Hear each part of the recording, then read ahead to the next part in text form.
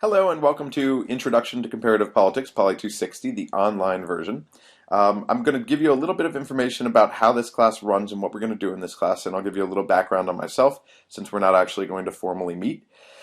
So let me start. I'm a full-time faculty member here at UMBC, and I teach comparative politics classes, including the introductory class, which you're taking right now, as well as comparative political analysis, which I trade off with Dr. Forrestier. I also teach a class on democratization, a politics of human rights class, and a globalization and transitional justice class. And in terms of area studies, I teach a class on Central Asian politics. So you're welcome to take any of these. This is the only online class that I'm teaching for right now, and it will be a hybrid form as well that we're going to try out.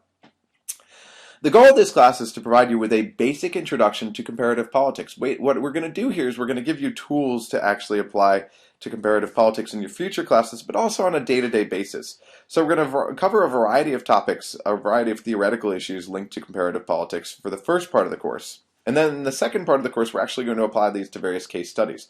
So let me start off by telling you what we're going to do. We're going to start by covering some methods, and then we're going to cover states, what states are, how states function. Then we'll talk about nations and society, something I refer to as identity in the actual lectures.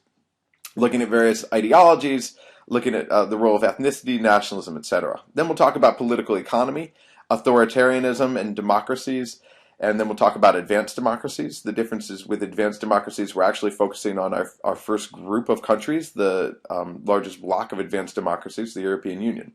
We'll talk about communism and post-communism. We'll talk about development, less developed countries, newly industrializing countries. Then we'll talk about globalization and political violence. So these are the conceptual studies that we're going to do. And then what we're going to do is we're going to take these and apply them to a number of cases. The UK, the US, and France from the West, and then Japan, another advanced democracy, and then Russia, China. And then we'll look at India and Iran, and Mexico and Brazil, and South Africa. So we've got them grouped into regions. Unfortunately, because of time constraints, the only African case we're going to do is South Africa. But you've got basically a couple countries from each region. So I want to go back into how this course actually functions. Again, the first part of the course is based on concepts, and the second part is based on case studies.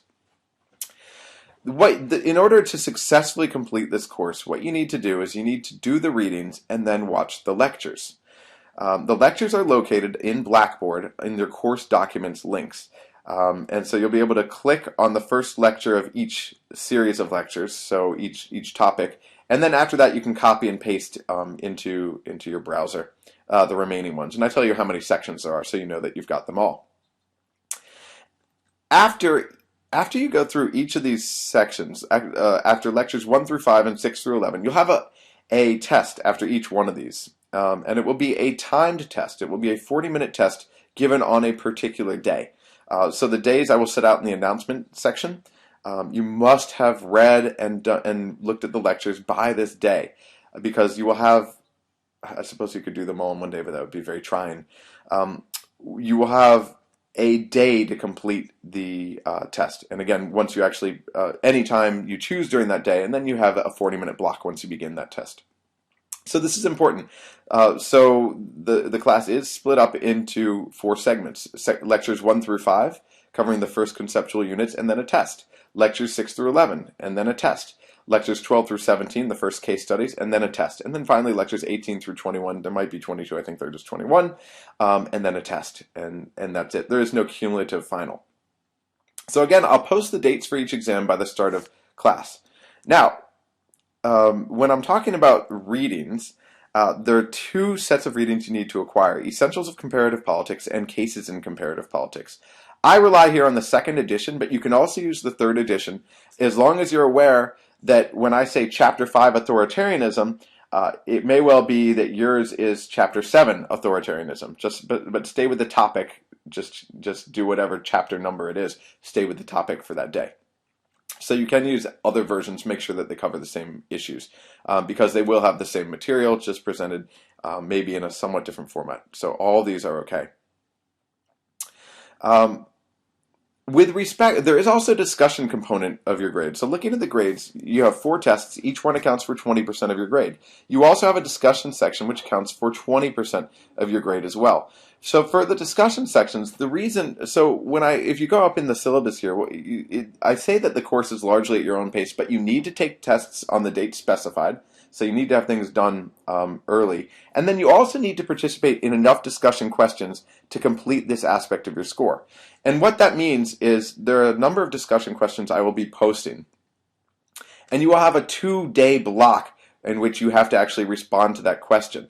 And you need to at least post a good response for at least 7 of these, because with these 7, you're actually going to email them to me on the last day of class. And so the way this works is you'll actually go into the discussion threads, and so there's a discussion section on the one of the left tabs. You'll go into the discussion thread, and you will type something beautiful up. And right now there's an example there of a classic sort of A response. So you should sort of emulate that. Try to write like that or better, using your readings and the lecture notes to analyze the case at hand, the question being posed.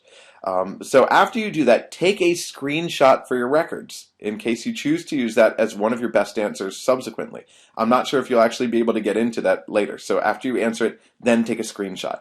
And then email me those screenshots by the last day of class, June 21st, so that I can calculate your participation grade based on this. So your best 7. So again, here's a breakdown of your tests, 20% for each, and then discussion, 20% of your grade also. The tests are open note tests, so they're open note timed tests that are given on a single day. Now, if you have any questions, I alluded to this before, if you want to set up office hours, then please send me an email. But besides that, if you have any questions about this class, in terms of the format, in terms of how it's run, in terms of content, in terms of questions going through the lectures, well, that wasn't very clear. Can you answer that? Can you answer a question about this? Then there is a section on Blackboard, a discussion thread, which I started already, and it says something like all questions, any questions, something like that, and post any and all questions there. I will check this regularly and I will respond. And I suggest that you as students also check that, because I'm not going to respond to questions twice. I'm not going to respond to emails except for if you want to meet with me. So any questions should be posted there, and you should look and see what sorts of questions have been asked so that you don't repeat the question.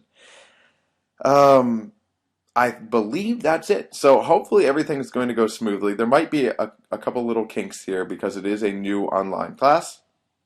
And I would appreciate your feedback as we go along. And you can put that feedback, if you have direct feedback, you can send it to me via email. My email address is right here, bgrodsky@umbc.edu. But if something's not working, then put it in the all questions so that everybody knows that this has been raised. So good luck, and let me know if there's anything I can do. And right, I'll be talking to you a lot over the next few weeks. You just won't see my face again. So look forward to hearing from you if you have any questions.